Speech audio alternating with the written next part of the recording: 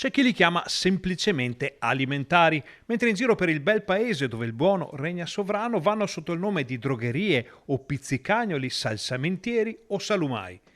In Veneto è semplicemente il Casoin, che ha saputo resistere alla moria dei piccoli negozi di quartiere nei centri storici per evolvere in qualcosa di diverso grazie alle proprie radici, piantate in profondità nel terreno saldo e fertile della famiglia. Abbiamo avuto le basi molto buone dai genitori, abbiamo avuto esperienze negli alpeggi, siamo cresciuti negli alpeggi e quindi sapori, profumi, tipologie, le basi sono state fatte bene.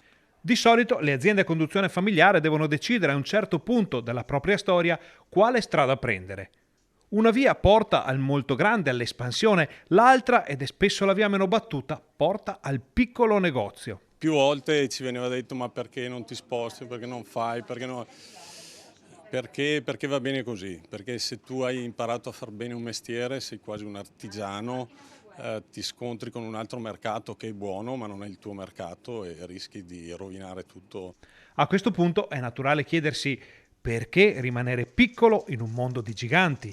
Perché è stata una scommessa ai tempi, è una scommessa che non si voleva perdere e si è sempre cercato di dare il massimo rispetto al cliente, quindi ci deve essere sempre un rapporto, come posso dire, di collaborazione, perché il cliente ti cerca e noi dobbiamo far trovare, no?